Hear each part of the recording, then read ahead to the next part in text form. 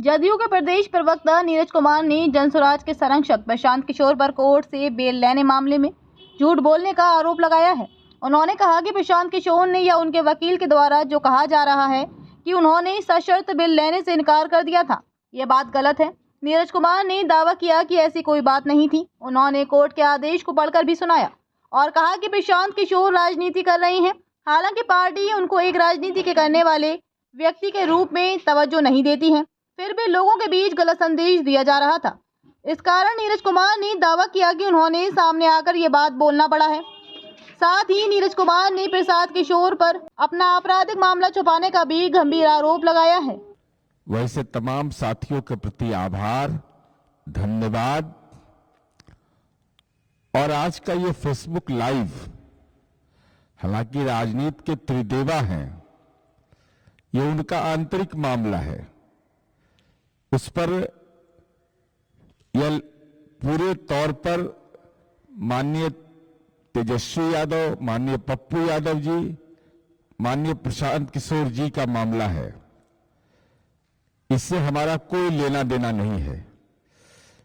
लेकिन कुछ एक ऐसी बातें कही जा रही थी जो मुझे लगा कि बिहार के आम आवाम को यह जानना जरूरी है, क्योंकि राष्ट्रपिता महात्मा गांधी का नाम लेकर कोई अनशन करे तो कोई आपत्ति नहीं होना चाहिए। ये तो चंपारण की भूमि है। लेकिन साध्य और साधन राष्ट्रपति महात्मा गांधी ने कहा है कि दोनों पवित्र होना चाहिए। तो राष्ट्रपिता महात्मा गांधी शराबबंदी के पक्षधर थे और उनके मूर्ति के पास अनशन करने वाला व्यक्ति यह कह रहा हो कि हम 15 मिनट में शराबबंदी खत्म कर देंगे, तो क्या बिहार की बेटियों के घर में कोलाहल हो जाए, वो चित्कार करे, महिला हिंसा हो, 50% आबादी का जीना दुभर हो जाए? यह आपका आत्म निरीक्षण हो सकता है माननीय प्रशांत किशोर जी। बिहार की बेटियां वो जीवन जीना नहीं चाहती है।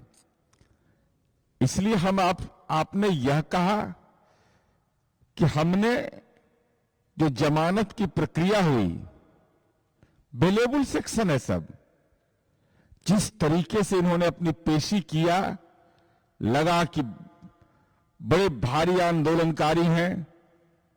लेकिन ये बिहार है, यहां चक्रव्यूह में फंस जाइएगा, और चक्रव्यूह में फंस गए हैं आप। सामान्य जानकारी हम लोगों को है कि कोई भी बेल पिटीशन जब फाइल होता है तो आपराधिक इतिहास संभवतः 3rd कॉलम में लिखा जाता है। ऐसे जो वकील होंगे वो ज्यादा अच्छा बताएंगे। क्या यह सच है प्रशांत किशोर जी कि आपने आपराधिक इतिहास अपना छिपाया है? आत्मनिरीक्षण करिएगा, आत्मावलोकन करिएगा कि क्या आपने अपना आपराधिक इतिहास छिपाया है? अरे 33 नंबर तो छिपाइए रहे थे, गाड़ी का डिटेल छिपाई रहे थे, परिवहन विभाग ने तो आपकी कलई खोल दी। अब जो आपराधिक इतिहास है वह भी आपने छिपा लिया। यह नैतिक रूप से जुर्म है, कानूनी जुर्म तो है ही। राष्ट्रपिता महात्मा गांधी का नाम लेकर, अब कोई सामान्य आपके अधिवक्ता नहीं है, बड़े अधिवक्ता हैं, तो आपने आपराधिक इतिहास क्यों छिपाया? इसके गुना आपने हस्ताक्षर किया उस पर, तो गुनाहगार तो आप माने जाइएगा। आपने यह कह दिया कि हमने सशर्त जमानत लेने से इनकार कर दिया। यह है कोर्ट का ऑर्डर। माननीय प्रशांत किशोर जी, आप स्वस्थ हो जाए इसकी कामना है हमारी, लेकिन भाषाई रूप से अस्वस्थ आप हैं। और आपने जो टिप्पणी किया, कहा कि हम तो बेल सशर्त हमको मिल रहा था, हम बेल लेने से इनकार कर दिए, हमको बेउर जेल भेजा गया। ये मैंने सुना, मीडिया के लोग भी इस सवाल को पूछते थे। हालांकि हम लोग कोई तवज्जो आपकी राजनीति को देते नहीं है, लेकिन आपकी भाषा जब विकृत हो गई तो लगा बताना जरूरी है। ये कोर्ट का ऑर्डर है, Gandhi Maidan police station case number 5/2005 state versus Prashant Kishor and others. यह बाजाप्ता यह ऑर्डर शीट है और इस ऑर्डर शीट को मैं पढ़ना चाहता हूं, तब इनकी कलई आप समझिएगा कि क्या बोलते हैं और क्या ये करते हैं। कहा कि हमने तो कोई शर्त मानने से इनकार कर दिया, मैंने अपनी कि हमारा इतना कमिटमेंट है कि हम शर्त नहीं मानेंगे। मैं जरा पढ़ के हम सुना देते हैं। इनके वकील जो बोलते हैं कि भाई senior counsel YV Giri has also appeared on the behalf of accused petitioner. YV Giri साहब जो बड़े वकील हैं, न्यायविद हैं, वो इनके तरफ से अपीयर होते हैं, पटना उच्च न्यायालय के बड़े वकील हैं। और वो कहते हैं अपना तर्क देते हैं कि हम इनको बेल दिया जाए। उसके बाद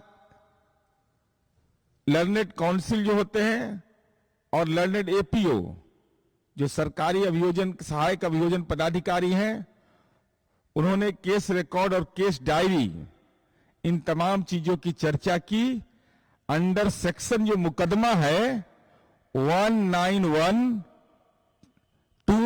1913, 190223 BNS, ये सब बेलेबल सेक्शन है, जमानतिया है। थाना से इनको बेल दिया जा रहा था, लेकिन राजनीति का नाटक करना था तो थाना से बेल लेने से इन्होंने इनकार कर दिया। तो स्वाभाविक है कोर्ट में इनकी पेशी होगी। कोर्ट में पेशी हुई और कोर्ट में पेशी होने के बाद बेलेबल चूंकि ये मुकदमा धारा था, तो ऐसा कोई भी, it is a matter of great surprise. या ध्यान से सुनिएगा, कोर्ट लिखता है it is a matter of great surprise that there is no version of police with regard to the circumstances under which the accused petitioner was not released by bail by the police। जो परिस्थिति थी ये आश्चर्यजनक है कि इनको तो थाना से ही बेल लेना चाहिए था, लेकिन थाना से इन्होंने बेल नहीं लिया और ये निजी मुचलका पर रिहा हुए। निजी मुचलका किसको कहते हैं? किसको पढ़ा रहे हैं प्रशांत किशोर जी? पर्सनल बॉन्ड का औचित्य क्या होता है कि पुलिस जब बुलाएगी तो प्रशांत किशोर जी हाजिर रहेंगे।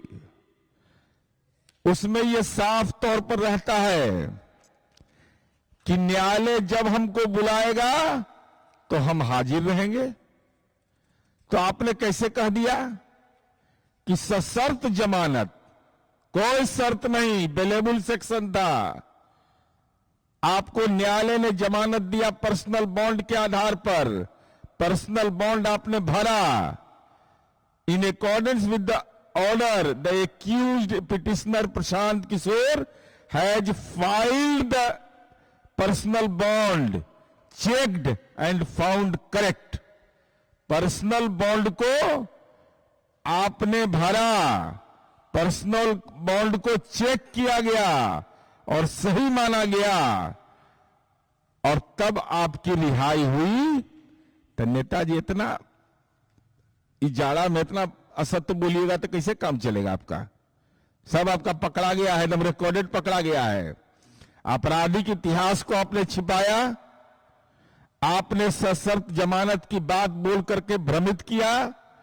आपको कोर्ट ने पर्सनल बॉन्ड पर दिया है आपको रिहा किया है, पर्सनल बॉन्ड का औचित्य बिहार के आम आवाम को समझा दीजिए। और आपने यह कहा कि भाई हमको बेउर जेल ले जाया गया। हमको भी लगा कि भाई हम भी जानकारी लिए, किसी को जेल ले जाएगा